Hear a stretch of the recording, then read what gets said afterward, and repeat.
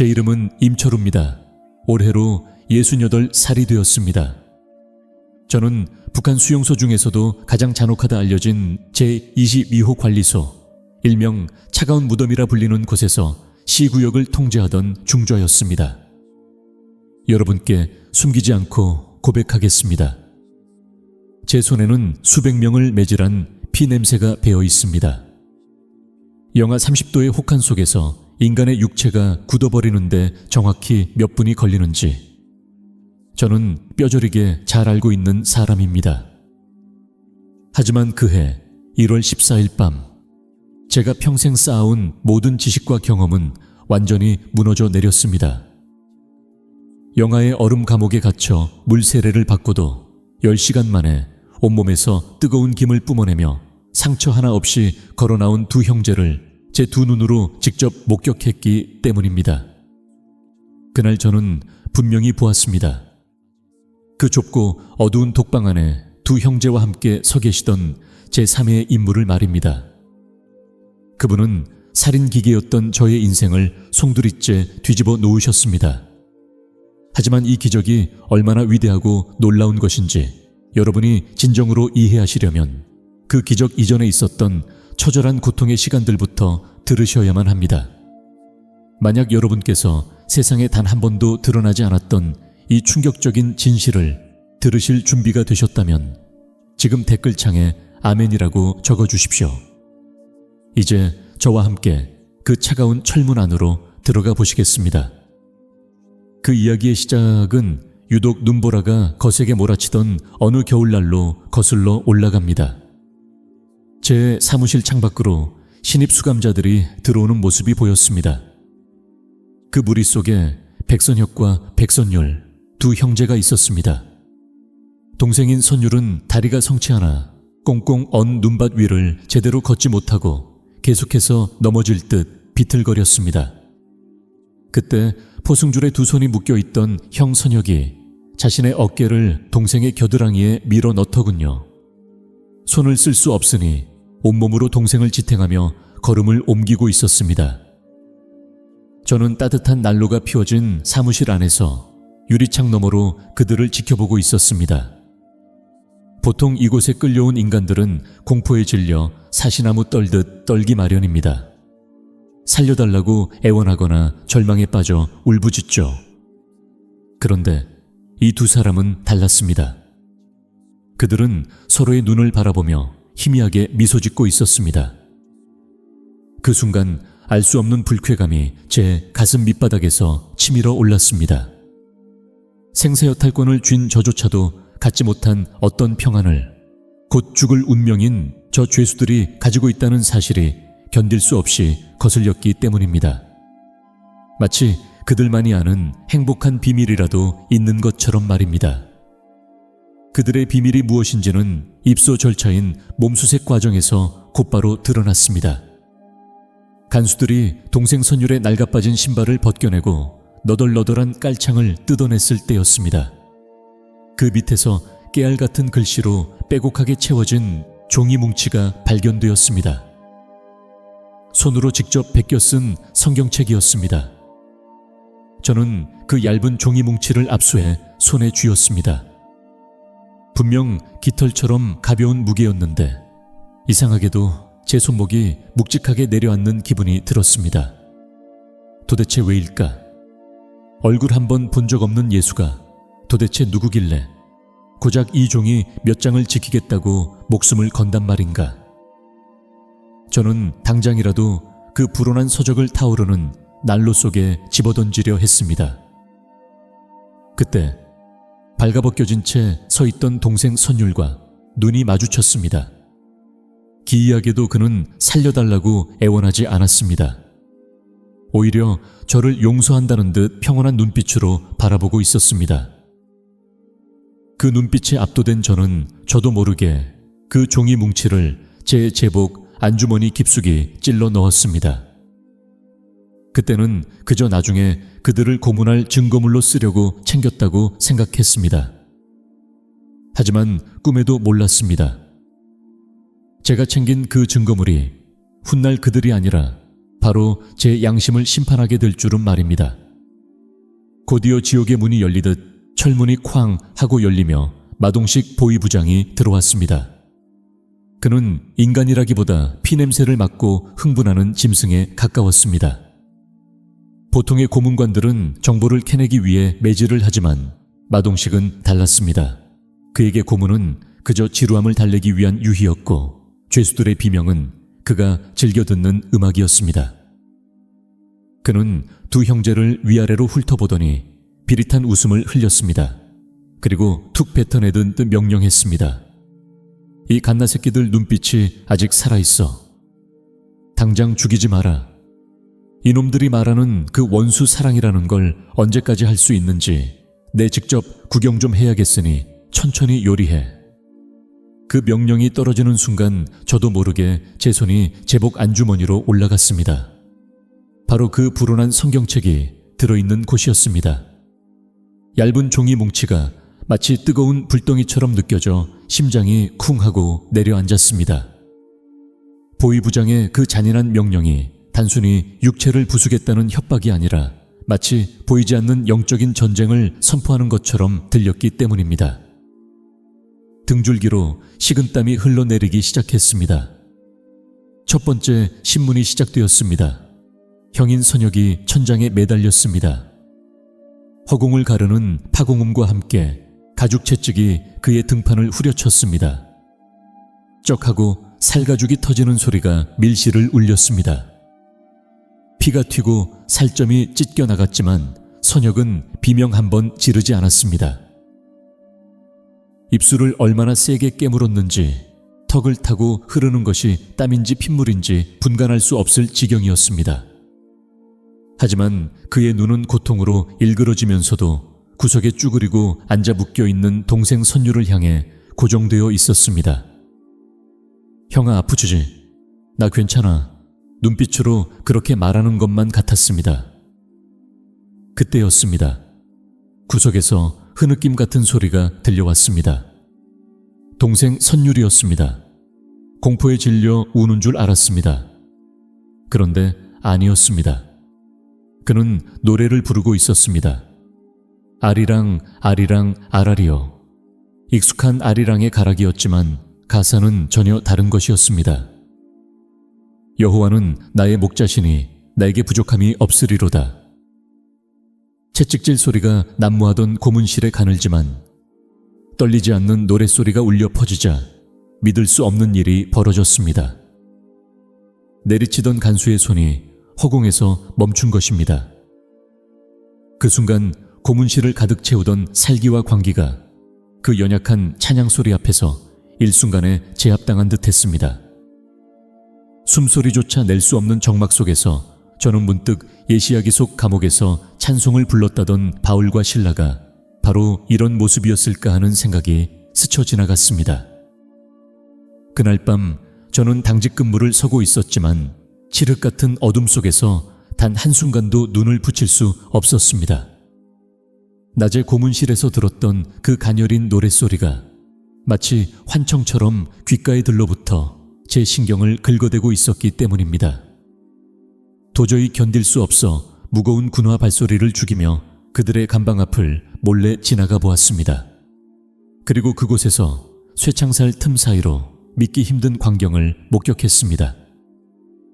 형선혁이 자신에게 배급된 목을 축이기에도 모자란 그 귀하디귀한 식수를 손바닥에 조금씩 부어가며 동생의 발을 닦아주고 있었습니다. 동상으로 시커멓게 죽어가는 동생의 발을 자신의 죄수복 소매로 정성스레 문지르는 그 손길은 더러운 감옥 바닥에서 행해지는 가장 성스러운 의식 같았습니다. 그 장면을 훔쳐보는 순간 예리한 송곳이 제 심장을 후벼 파는 듯한 격통을 느꼈습니다. 20년 전 고난의 행군 시절 굶주림에 시달리다 제 품에서 싸늘한 죽음으로 변해버린 아내와 어린 딸의 앙상한 얼굴이 겹쳐 보였기 때문입니다. 권력을 쥔 나는 내 가족 하나 먹이지 못해 지옥으로 보냈는데 내일 당장 처형당해도 이상하지 않을 이 두 죄수는 서로를 이토록 끔찍이 지켜내고 있었습니다. 그 순간 저는 억누를 수 없는 질투를 느꼈습니다. 그것은 단순한 부러움이 아니라 영혼이 텅 빈 자가 영혼이 꽉 찬 자에게 느끼는 뼈저리고 고통스러운 시기심이었습니다. 그렇게 사흘째 되던 날, 마동식 보위부장은 두 형제의 정신을 완전히 무너뜨리기 위해 서로를 격리하라는 잔인한 명령을 내렸습니다. 저는 무거운 철문을 열고 형 선혁이 홀로 갇힌 독방으로 들어갔습니다. 그리고 준비해둔 차가운 거짓말을 그의 면전에 뱉어냈습니다. 네, 동생놈 죽었다. 고문을 못 이기고 아까 심장이 멈췄어. 시체는 이미 소각장으로 보냈다. 그 말을 듣자마자 바닥을 응시하던 선혁의 어깨가 미친 듯이 들썩이기 시작했습니다. 저는 이제야 이 독한 놈이 무너지는구나 싶어 묘한 기대감을 가졌습니다. 당장이라도 제 바지가랑이를 붙잡고 울부짖으며 살려달라고 애원할 것이라 확신했습니다. 하지만 한참 만에 고개를 든 그의 반응은 제 예상을 완전히 빗나갔습니다. 핏물과 눈물이 뒤엉켜 엉망이 된 얼굴이었지만 저를 바라보는 그의 눈빛은 소름 끼칠 정도로 맑고 고요했습니다. 그는 떨리는 입술을 앙다물고 또박또박 말했습니다. 소식 전해주셔서 감사합니다, 선생님. 제 동생이 떠났다면 그건 죽음이 아니라 아버지의 품으로 돌아간 것입니다. 이제 더 이상 그 아이가 썩어가는 다리 때문에 고통받지 않아도 되니 정말 다행입니다. 저는 그 자리에서 망치로 머리를 맞은 듯 멍하니 서 있을 수밖에 없었습니다. 공포와 절망을 심어주려 했던 저의 거짓말이 죽음조차 뛰어넘는 그의 확고한 믿음 앞에서는 아무런 효력도 없는 그저 초라한 농담이 되어버렸기 때문입니다. 저는 도망치듯 사무실로 돌아와 독한 술을 잔에 가득 따랐습니다. 타오르는 죄책감을 알코올로 씻어내고 싶었지만 단 한 모금도 목구멍으로 넘길 수 없었습니다. 술잔을 쥔 손이 제 의지와 상관없이 덜덜 떨리고 있었기 때문입니다. 저는 홀린 듯 안주머니에 손을 넣어 그들이 목숨처럼 지키려던 낡은 종이 뭉치를 다시 꺼냈습니다. 그리고 아무 곳이나 펼쳐 읽어 내려갔습니다. 내가 사망의 음침한 골짜기로 다닐지라도 해를 두려워하지 않을 것은 그 순간 활자들이 살아서 제 눈을 찔러오는 것만 같았습니다. 숨이 턱 막혔습니다. 두려웠습니다. 내 생사여탈권을 쥐고 있는 보위부장이 무서운 게 아니었습니다. 만약 이 책에 적힌 신이 진짜 살아있다면 그 신이 사랑하는 자식들을 짓밟고 비웃었던 나는 도대체 무엇이 되는가에 대한 근원적인 공포였습니다. 나는 인간이 아니라 껍데기만 뒤집어 쓴 악마였단 말인가. 지난 20년 동안 수많은 죽음을 목격하며 쇠로 만든 빗장으로 굳게 걸어 잠갔던 제 마음의 문이 고작 이 작고 낡은 종이 조각 앞에서 비명도 지르지 못한 채 뜯겨나가고 있었습니다. 그것은 부정할 수 없는 영혼의 지진이었습니다. 쾅 하는 굉음과 함께 사무실 문이 부서질 듯 열렸습니다. 마동식 보위부장이 불그락푸르락한 얼굴로 들이닥쳤습니다. 그는 아무런 정보도 캐내지 못한 것에 대해 길길이 날뛰며 책상을 내리쳤습니다. 더 이상 시간 낭비할 것 없어. 당장 그 새끼들 하우동으로 끌고 가. 그의 입에서 나온 하우동이라는 단어에 제 피가 차갑게 식었습니다. 그것은 지하 감옥 중에서도 가장 악명 높은 얼음방을 뜻했습니다. 바닥에 물을 흥건하게 채우고 보일러는 꺼버려. 오늘 밤 폭설주의보가 내렸으니 영하 32도까지 떨어질 거야. 내일 아침이면 아주 꽁꽁 얼어붙은 동태가 되어 있겠지. 그것은 명백한 살인 명령이었습니다. 침을 튀기며 소리치는 마동식의 얼굴이 난생 처음으로 사람이 아닌 흉측하고 더러운 괴물처럼 보였습니다. 구역질이 치밀어 올랐습니다. 당장이라도 안 된다고 소리치고 싶었습니다. 하지만 비겁한 제 입술은 수십 년간 훈련된 대로 움직였습니다. 알겠습니다. 준비하겠습니다. 제 양심은 살려달라고 비명을 질렀지만 제 몸은 여전히 공포와 권력에 비참한 노예였습니다. 저는 그들을 지하 감옥 입구까지 끌고 갔습니다. 얼음방이라 불리는 그 공포의 독방 앞에서 마지막으로 형제가 서로를 마주볼 수 있는 찰나의 시간이 주어졌습니다. 그들은 약속이라도 한 듯 서로를 와락 부둥켜 안았습니다. 죽음 앞에서의 포옹이었습니다. 형아, 무서워하지 마. 나 먼저 가서 기다릴게. 동생의 그 말 한마디에 억눌러 왔던 정의됨이 무너진 듯 두 사람은 소리 없이 오열했습니다. 그때 동생 선율이 고개를 돌려 저를 바라보았습니다. 저는 마치 빛을 본 바퀴벌레처럼 황급히 시선을 피했습니다. 죽음으로 몰아넣는 당사자로서 그 맑은 눈을 마주할 자신이 없었기 때문입니다. 그런데 그의 입에서 믿을 수 없는 말이 흘러나왔습니다. 임철우 중전님, 너무 괴로워하지 마십시오. 우리는 당신을 원망하지 않습니다. 하나님은 당신을 사랑하십니다. 그 말은 마치 펄펄 끓는 물을 제 얼굴에 끼얹는 것 같은 충격이었습니다. 화상보다 더 뜨거운 수치심이 얼굴을 뒤덮었습니다. 저는 그 감정을 들키지 않으려 그들을 거칠게 방 안으로 밀어넣고 쾅소리가 나도록 철문을 닫았습니다. 그리고 손이 덜덜 떨리는 것을 감추기 위해 허둥지둥 자물쇠를 채웠습니다. 여러분께 묻고 싶습니다.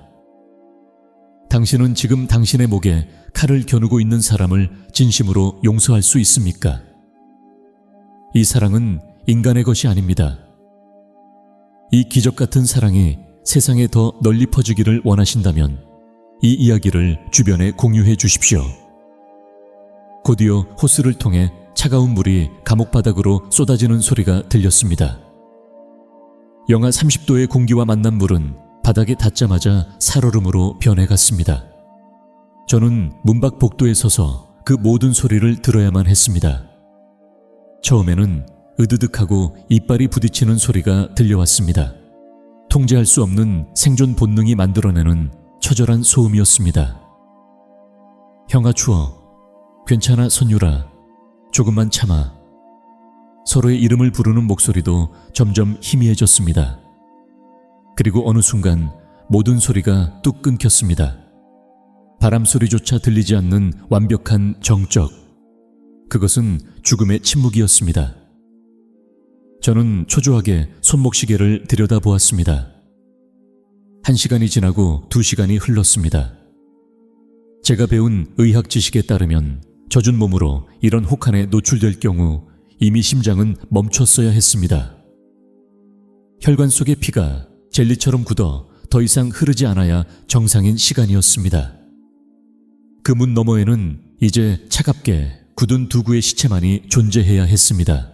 새벽 4시, 죽음처럼 내려앉은 정막을 찍고 날카로운 전화벨 소리가 울렸습니다. 수화기 너머로 들려오는 마동식 보위부장의 목소리는 소름 끼칠 정도로 건조했습니다. 임동무, 가서 확인하고 시체 담을 자루 2개 준비해. 꽁꽁 얼어 있을 테니 옮길 때 조심하고. 그것은 마치 짐승의 사체를 처리하라는 듯한 무심한 명령이었습니다. 저는 무거운 시체 운반용 자루를 챙겨 들고 지하 감옥으로 향하는 계단을 내려갔습니다. 한 걸음 내디딜 때마다 제 군화 발소리가 텅 빈 복도에 공명되어 마치 장송곡처럼 들렸습니다. 제 머릿속에는 이미 파랗게 질려 얼음 조각처럼 굳어버린 두 형제의 처참한 모습이 그려지고 있었습니다. 그런데 감옥 문 앞에 다가선 순간 저는 제 눈을 의심하며 그 자리에 못 박힌 듯 멈춰 섰습니다. 영하 30도의 냉기가 지배하는 그곳, 쇠창살마다 하얗게 성애꽃이 피어 있어야 할 그 문틈에서 믿을 수 없게도 희뿌연 수증기가 몽글몽글 피어오르고 있었습니다. 마치 한겨울 노천 온천에서나 볼 법한 짙은 김이었습니다.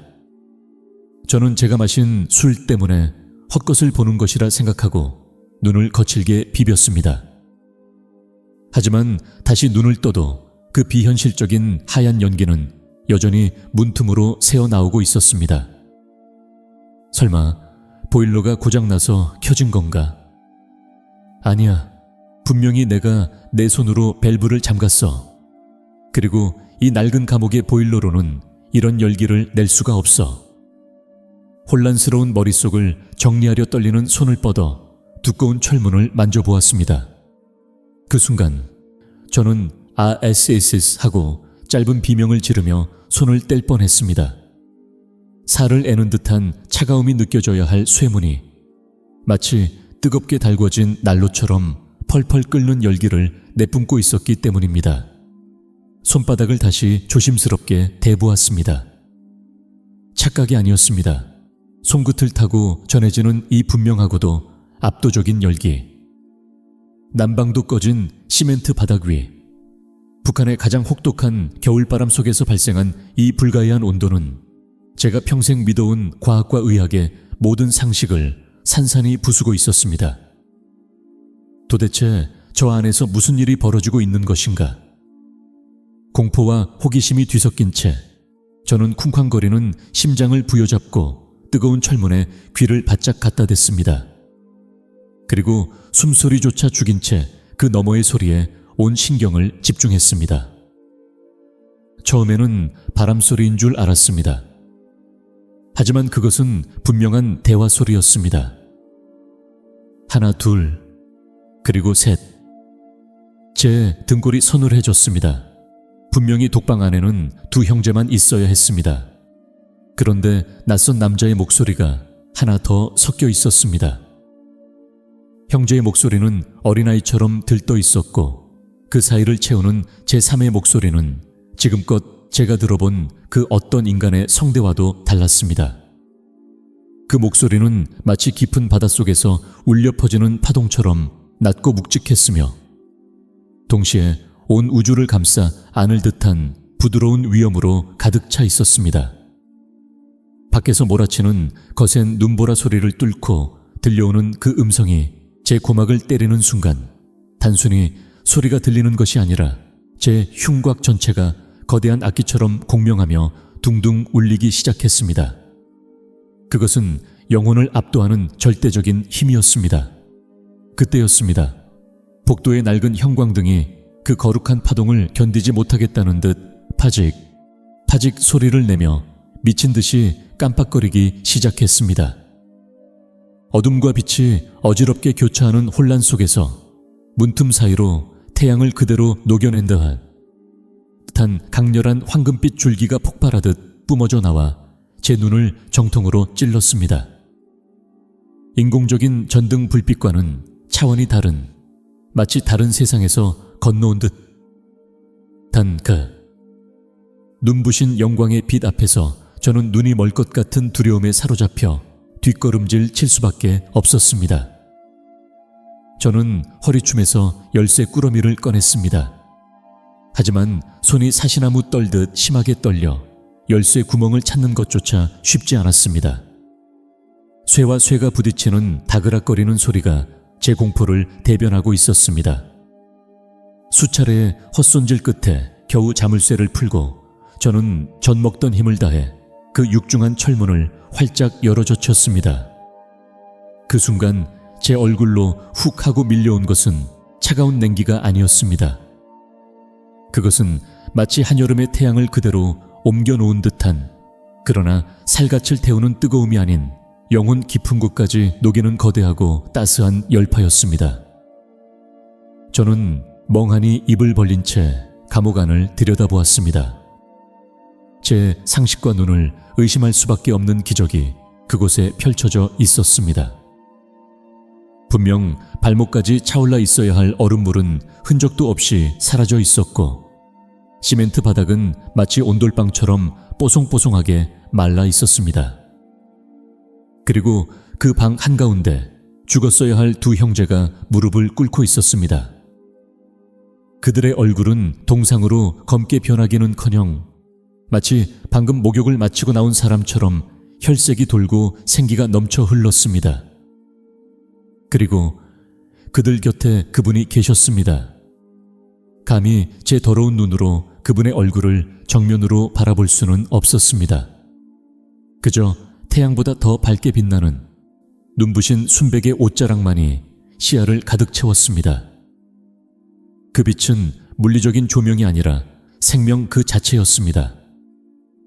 그분께서는 웅크리고 있는 두 형제를 넓은 품으로 포근하게 감싸 안고 계셨습니다. 마치 어미닭이 병아리를 품듯 세상의 어떤 추위도 침범하지 못하도록 그들을 지키고 계셨습니다. 그 압도적인 성스러움과 위험 앞에서 저는 다리에 힘이 풀려 그 자리에 와르르 무너져 내렸습니다. 제 손에 들려있던 권총이 철그럭 소리를 내며 바닥으로 떨어졌지만 주울 생각조차 하지 못했습니다. 조금 전까지 저를 지배하던 알 수 없는 공포는 순식간에 사라지고 그 자리를 채운 것은 영혼을 짓누르는 듯한 거룩한 경외감이었습니다. 저는 죄인이 심판자 앞에 선 듯 감히 고개를 들 수 없어 차가운 복도 바닥에 이마를 대고 납작 엎드릴 수밖에 없었습니다. 눈부신 빛에 눈이 시려 저도 모르게 질끈 눈을 감았다가 다시 떴습니다. 찰나의 순간이었습니다. 그 방을 가득 채우던 숨이 멎을 듯한 광채와 그 신비로운 형상은 연기처럼 허공으로 흩어져 사라졌습니다. 하지만 그분이 남기고 간 흔적은 너무나도 선명했습니다. 뼛속까지 스며드는 온기와 공기 중에 떠다니는 설명할 수 없는 향기가 그곳에 누군가 존재했음을 증명하고 있었습니다. 저는 홀린 듯이 네 발로 기어서 감옥 안으로 들어갔습니다. 그리고 떨리는 손을 뻗어 형제의 옷을 만져보았습니다. 물에 젖어 꽁꽁 얼어 있어야 할 죄수복이 바스락거릴 정도로 완벽하게 건조되어 있었습니다. 믿을 수 없어 형 선혁의 등을 더듬었습니다. 고문으로 찢겨 붉은 피를 흘리던 그 끔찍한 상처들이 거짓말처럼 아물어 있었고 그 자리에는 옅은 흉터만이 훈장처럼 남아 있었습니다. 이게 도대체 제 입술이 통제되지 않아 더듬거렸습니다. 당신들 방금 누구와 있었어? 누가 여기 있었던 거야? 제 물음에 동생 선율이 평온한 미소를 지으며 고개를 들어 천장을 가리켰습니다. 그의 눈동자는 세상의 것이 아닌 기쁨으로 반짝이고 있었습니다. 우리 큰형님입니다. 추위에 떨고 있는 저희가 안쓰러우셨는지 직접 오셔서 밤새도록 저희를 안아주시고 덮여주셨습니다. 그때였습니다. 복도 끝에서 우당탕거리는 소리와 함께 마동식 보위부장이 병사들을 이끌고 달려왔습니다. 왜 아직도 보고가 없어? 이 무능한 새끼들이. 그는 욕설을 퍼부으며 감옥 문 앞으로 성큼성큼 다가왔습니다. 하지만 문 안을 들여다본 순간 그의 입에서 나오던 고함은 비명도 되지 못한 채 목구멍 안으로 말려 들어갔습니다. 시체가 되어 실려 나와야 할 두 놈이 따뜻한 온기가 감도는 방 안에서 멀쩡한 얼굴로 자신을 쳐다보고 있었기 때문입니다. 마동식의 눈동자가 공포로 심하게 흔들렸습니다. 그는 이 상황을 도저히 받아들일 수 없다는 듯 뒷걸음질 치더니 허리춤에서 68식 권총을 거칠게 뽑아들었습니다. 죽어! 이건 속임수야! 다 죽어버려! 그는 형 선혁의 머리를 겨누고 방가쇠를 당겼습니다. 철컥! 총성이 울려야 할 자리에 쇠끼리 부딪히는 둔탁한 소리만 났습니다. 불발이었습니다. 마동식의 얼굴이 핏기 하나 없이 창백해졌습니다. 그는 미친 사람처럼 슬라이드를 당기고 다시 방아쇠를 당겼습니다. 철컥. 또다시 불발. 있을 수 없는 일이었습니다. 평소 살인 기계처럼 관리되던 그의 총이 결정적인 순간에 고철 덩어리가 되어버린 것입니다. 그 순간 알 수 없는 거대한 공포가 마동식의 전신을 휘감았습니다. 그는 총을 바닥에 내동댕이치고 짐승 같은 괴성을 지르며 어두운 복도 저편으로 도망쳤습니다. 절대적인 인간의 권력이 신의 권능 앞에서 얼마나 무력한지 증명되는 순간이었습니다. 날이 밝자마자 상부에서는 긴급 이송 명령이 떨어졌습니다. 밤사이 일어난 기적을 은폐하고 소문을 차단하기 위한 조치였습니다. 저는 죄수 호송 트럭이 대기하고 있는 연병장까지 그들을 배웅했습니다. 짐칸에 오르기 직전 동생 선율이 절뚝거리는 다리로 제게 다가왔습니다. 그리고 주위를 살피더니 제 손을 꼭 쥐었습니다. 거칠고 투박한 손바닥 안에 무언가 딱딱한 것이 쥐어졌습니다.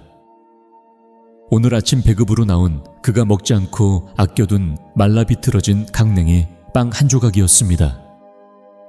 제 눈이 휘둥그레졌습니다. 굶주림이 일상인 이곳에서 빵 한 조각은 목숨과도 같은 것입니다. 그걸 왜 내게? 제가 입을 떼기도 전에 그가 제 귀에 대고 작게 속삭였습니다. 중전님, 얼굴이 많이 상하셨습니다. 이거라도 드시고 기운 차리십시오. 그리고 안주머니에 있는 그 책 꼭 읽어보시길 바랍니다. 그 책이 당신을 살릴 겁니다. 저는 숨이 멎는 것 같았습니다. 그는 알고 있었던 겁니다.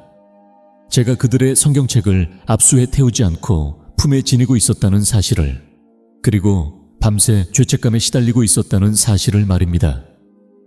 트럭의 엔진 소리와 함께 그들은 떠나갔지만 제 손에 남겨진 빵 조각의 온기는 제 얼어붙은 심장을 녹이며 뜨겁게 남아 있었습니다. 호송 트럭이 뿌연 먼지를 일으키며 시야에서 완전히 사라진 뒤에도 저는 한참 동안 그 자리에 망부석처럼 서 있었습니다. 손에 쥐어진 빵 조각의 온기가 식어갈 때쯤 저는 무엇에 홀린 사람처럼 다시 그 지하 감옥으로 발걸음을 옮겼습니다. 텅 빈 감옥은 다시금 냉기로 채워지고 있었지만 제 발걸음은 그들이 무릎 꿇었던 그 방 한 구석으로 향했습니다. 그리고 그곳에서 저는 숨이 멎는 듯한 전율을 느꼈습니다. 그들이 밤새도록 머리를 조아리고 기도를 올렸던 그 차가운 시멘트 벽면에 무언가 희미한 자국이 남아있었기 때문입니다. 가까이 다가가 눈을 비비고 자세히 들여다보았습니다. 그것은 도구로 판 것이 아니었습니다. 손톱이 빠지고 피가 맺히도록 긁어낸 처절한 믿음의 흔적이었습니다. 임마누엘, 하나님이 우리와 함께 계시다. 비뚤배뚤하지만 힘있게 새겨진 그 글귀를 보는 순간 제 가슴 속에서 뜨거운 무언가가 울컥하고 치솟았습니다. 떨리는 손을 뻗어 그 글자들을 하나하나 어루만져 보았습니다. 소스라치게 놀라 손을 뗄 뻔했습니다. 차갑게 식었어야 할 돌벽에서 마치 살아있는 사람의 천 같은 따스한 미열이 느껴졌기 때문입니다. 그들은 떠났지만 그들과 함께 하셨던 그분은 여전히 이 차가운 감옥벽에 깃들어 저를 기다리고 계셨던 것입니다. 저는 등 뒤에 있는 육중한 철문을 닫고 스스로를 그 독방 안에 가두었습니다. 밖에서 안을 잠그는 것이 아니라 안에서 밖을 차단하는 자발적인 수감이었습니다. 세상의 소음을 차단한 그 고요한 밀실 한가운데 저는 죄인처럼 무릎을 꿇었습니다. 그리고 제복 안주머니 깊숙한 곳에서 꼬깃꼬깃해진 그 낡은 성경책을 꺼내어 바닥에 내려놓았습니다. 그 순간 댐이 무너지듯 제 안의 모든 방어벽이 산산조각 났습니다. 유아 하는 짐승의 울부짖음 같은 소리가 제 목구멍을 찢고 터져 나왔습니다. 그것은 단순한 슬픔이 아니었습니다. 지난 20년, 아니 평생을 악귀처럼 살면서 억눌러 왔던 인간으로서의 양심이 비명을 지르는 것이었습니다. 굵은 눈물방울이 뚝뚝 떨어져 메마른 바닥을 적셨습니다. 배가 고파 흙을 파먹다 죽어가던 아내와 딸의 야윈 얼굴이 떠올라 가슴을 치며 통곡했고, 내 손에 죽어간 수많은 사람들의 원망, 어린 눈빛이 떠올라 바닥에 머리를 지식였습니다. 무엇보다 견딜 수 없었던 것은 나 같은 쓰레기만도 못한 인간에게까지 찾아와 주신 그분의 벅찬 사랑이었습니다. 아무리 씻어도 지워지지 않던 피 냄새 나는 제 손을 그 따스한 온기로 덮어주셨다는 사실에 저는 오열할 수밖에 없었습니다. 목이 메어 말이 제대로 나오지 않았지만 저는 토해내듯 마지막 고백을 내뱉었습니다. 하나님, 제가 졌습니다. 당신이 이겼습니다. 이 더러운 죄인을 제발 불쌍히 여겨주십시오. 이제 제 생명을 당신께 바칩니다. 그 눈물의 밤이 지나고 2년 후 저는 목숨을 걸고 두만강을 건넜습니다. 살을 애는 강바람이 불어왔지만 제 가슴속에 타오르는 불꽃은 꺼지지 않았습니다. 제가 사선을 넘어 대한민국으로 온 이유는 단 하나였습니다. 하얀 쌀밥이나 고깃국을 배불리 먹기 위해서가 아니었습니다. 오직 제 영혼을 구원해 주신 그분을 마음껏 부르고 자유롭게 예배할 수 있는 십자가가 필요했기 때문입니다. 남한에 정착한 지 꽤 오랜 시간이 흘렀지만 저는 그 후로 백선혁, 백선율 두 형제를 다시는 만나지 못했습니다. 그들이 정치범 수용소에 또 다른 지옥으로 끌려갔는지 아니면 그날 밤에 기적을 안고 순교했는지 저는 알지 못합니다. 하지만 저는 확신합니다. 그들은 지금 이 땅 어딘가 캄캄한 지하 감옥에 있든 아니면 찬란한 천국 보좌 앞에 있든 여전히 그날 밤 불렀던 그 승리의 노래를 부르고 있을 것입니다. 여호와는 나의 목자시니 내게 부족함이 없으리로다. 그들의 노랫소리가 제 귓가에 들리는 듯 탑니다. 그들은 죽음조차 끊을 수 없는 하나님의 사랑을 제게 보여준 진정한 스승이었습니다. 사랑하는 여러분, 저는 여러분이 지금 인생의 어떤 겨울을 지나고 계신지 알지 못합니다. 누군가는 빚더미라는 차가운 감옥에 갇혀 있을 수도 있고 누군가는 질병이라는 고통의 하우동에서 홀로 떨고 있을지도 모릅니다. 아무도 내 마음을 알아주지 않는다는 지독한 외로움에 사무쳐 계실 수도 있습니다. 하지만 저 같은 사람을 보십시오. 수많은 사람을 때리고 죽였던 저 같은 흉악한 죄인, 신을 부정하고 조롱했던 저 같은 괴물에게도 주님은 찾아오셨습니다. 저같이 더러운 손을 가진 자도 포기하지 않으셨는데 하물며 당신을 포기하시겠습니까? 절대로 그렇지 않습니다. 하나님은 지금 이 순간에도 당신의 마음 문 밖에 서서 기다리고 계십니다. 20년 전 그 차가운 감옥 문을 뚫고 들어오셨던 것처럼 지금 당신의 다친 마음을 두드리고 계십니다. 두려워 말고 빗장을 푸십시오. 문을 여는 순간 세상이 줄 수 없는 따스한 햇살이 당신의 얼어붙은 삶을 녹여주실 것입니다. 이제 마지막으로 저와 함께 잠시 눈을 감아주시겠습니까? 그리고 당신의 지친 어깨를 감싸 안으시는 그분의 온기를 느껴보십시오. 만약 지금 이 순간 당신의 가슴 속에 설명할 수 없는 뜨거움이 느껴지신다면 댓글창에 할렐루야라고 적어주십시오. 그것은 당신이 혼자가 아니라는 증거입니다. 그리고 주변에 혹시 추운 겨울을 홀로 견디고 있는 소중한 사람이 있다면 이 영상을 공유해 주십시오. 1월에 차가운 감옥을 녹였던 이 이야기가 절망 속에 있는 누군가에게는 생명을 살리는 따뜻한 난로가 될 것입니다. 지금까지 죄인 임철우의 부끄러운 고백을 들어주셔서 감사합니다. 하나님의 크신 사랑 안에서 다시 뵙겠습니다. 사랑합니다.